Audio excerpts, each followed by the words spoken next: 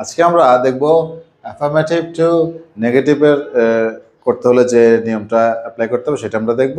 আর এই affirmative two negative স্ট্রাকচারে যে অ্যান্সারটা আমরা করবো এইটা তো তোমরা যারা এবারে এসএসসি পরীক্ষা দিতে যাচ্ছ 26 এবং 27 এবং যারা এইচএসসিতে অধ্যয়ন করছো তোমাদের জন্য ভেরি ভেরি ইম্পর্টেন্ট। এছাড়াও এখান থেকে জব বিসিএস অ্যাডমিশনও প্রশ্ন এসে থাকে।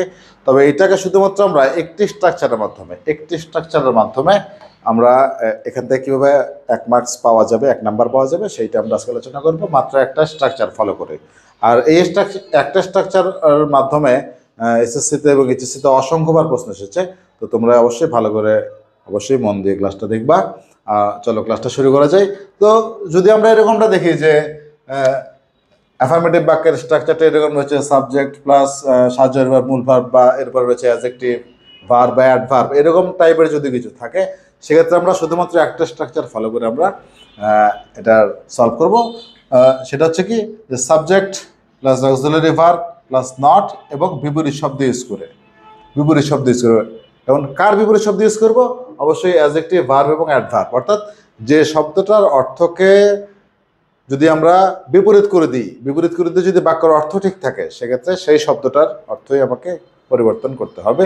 তো চলো আমরা একটু দেখি অ্যাফার্মেটিভ থেকে নেগেটিভ করতে হলে আসলে প্রথমে যা করতে হবে সেটা হচ্ছে যে অ্যাট ফার্স্ট অক্সিলারি ভার্ব দিতে হবে। কি দিতে হবে? অক্সিলারি ভার্ব দিতে হবে। থাকলে দিতে হবে, আর না থাকলে আমাদেরকে আনতে হবে।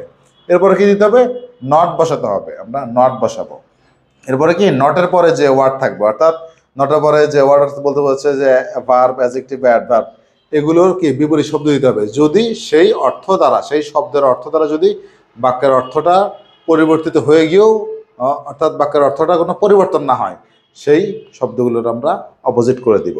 আর অক্সিলারি ভার্ব যদি না থাকে সেক্ষেত্রে আমরা কি করব? অক্সিলারি ভার্ব না থাকলে সাবজেক্টের পরে যদি V1 দেখতে পাই তাহলে ডু বা ডাস, আর যদি সাবজেক্টের পরে V2 থাকে তাহলে আমরা কি করব? ডিড লিখে দিব। আশা করি বুঝতে পেরেছো। আর subject third person singular number হলো ডাস, এছাড়া ডু, আর সকল পার্সনের সাথে আমরা ডিড বসিয়ে দিব। তো চলো আমরা একটু প্রশ্ন সলভ করি। সেটা হচ্ছে যে অ্যাট ফার্স্ট হচ্ছে যে ইট কন্টেইনস হাই ক্যালোরিজ, এটি ধারণ করে আছে উচ্চ মাত্রার ক্যালোরি। তো এটাকে আমরা অর্থের পরিবর্তন না করেই কিভাবে আমরা ঠিক রাখবো সেটা দেখব।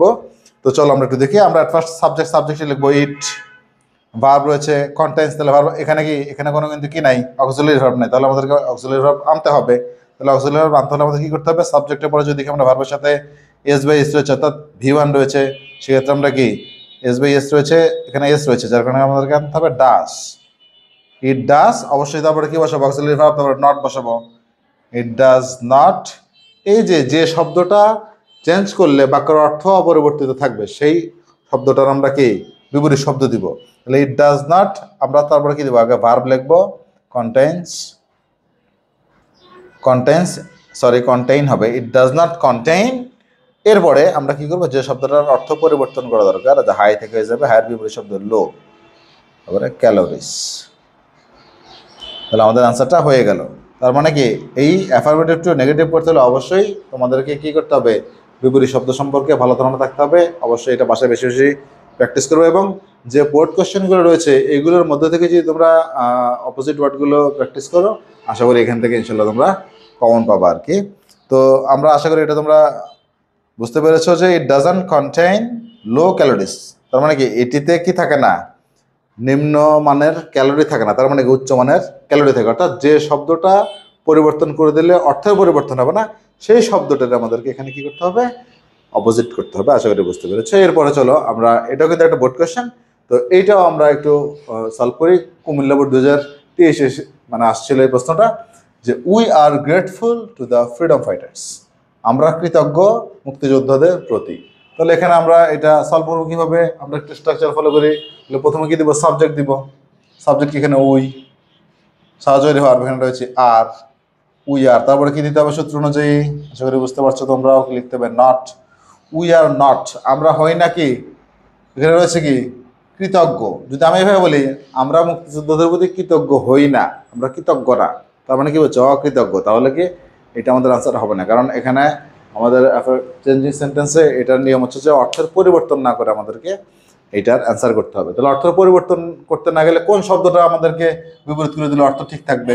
আশা করা যায় যে গ্রেটফুলটার যদি তোমরা অর্থটা বিপরীত করে দাও, আশা করা যায় নট যোগে, সেক্ষেত্রে এটা অর্থর কোনো হেরফের হবে না। তাহলে উই আর নট গ্রেটফুলের বিপরীত শব্দ কি? আনগ্রেটফুল। এটা হচ্ছে কি অ্যাডজেক্টিভ, আনগ্রেটফুল। তাহলে উই আর নট আনগ্রেটফুল, এই যে তারপরে টু রয়েছে, আমরা টু বসে দেবো, টু দ্য ফ্রিডম ফাইটার্স, অর্থাৎ আমরা মুক্তিযোদ্ধাদের প্রতি অকৃতজ্ঞ নই, তার মানে কি আমরা কৃতজ্ঞ। তাহলে অ্যান্সার আমাদের হয়ে গেল, অর্থ ঠিক থাকতো। এরপর কোয়েশ্চেন আসো, কুমিল্লা বোর্ড 24 আসছিল আর কি এটা।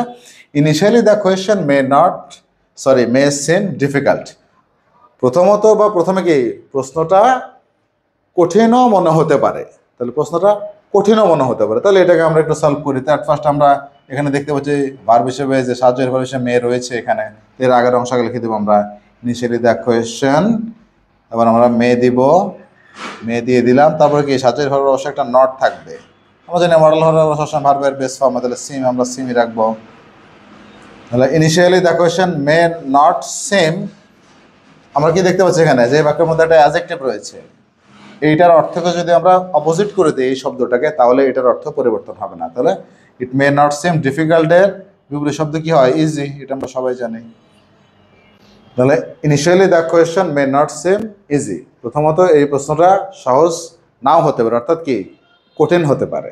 আশা করি বুঝতে পেরেছো। এরপর আসো, ইট লিভস টুগেদার, এরা কি বাস করে একসাথে।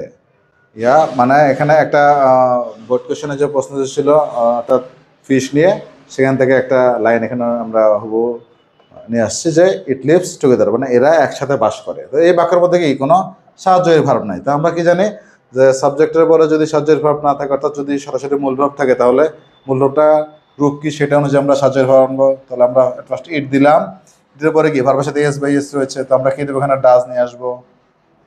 ইট ডাজ অবশ্যই সাহায্যের ভার্ব নট বসাতে হবে। ইট ডাজ নট মূল ভার্বের রূপ এখানে যা আছে তাই রেখে দিব, শুধু এসটা বসবে না। ইট ডাজ নট লিভ একসাথে, তাহলে তার মানে কি এরা একসাথে বাস করেন, এর উল্টো অর্থ দিলে কি হবে? বিপরীত, যে এরা একা থাকে না বা একা বাস করে না। তাহলে কি হবে? তাহলে আমরা টুগেদারের বিপরীত শব্দ দিয়ে দেবো অ্যালোন, একাকী। এটা হচ্ছে অ্যাডভার্ব। তার মানে কি বাক্যের মধ্যে যদি আমরা ভার্ব, অ্যাডজেক্টিভ, অ্যাডভার্ব এমনকি প্রিপজিশনও থাকতে পারে, সেগুলো যদি আমরা বিপরীত করে দিয়ে দেখি যে অর্থটা আমাদের কি অপরিবর্তিত থাকতেছে, তাহলে আমাদের অ্যান্সারটা হয়ে যাবে। আশা করি আজকের আলোচনাটা বুঝতে পেরেছো। আর তোমরা অবশ্যই কিন্তু এই বোর্ডগুলো ভালো করে প্র্যাকটিস করবে বাসায়, এখান থেকে প্রশ্ন কিন্তু অবশ্যই একটা কমন পেয়ে যাবে। আজ এ পর্যন্তই, আল্লাহ হাফেজ।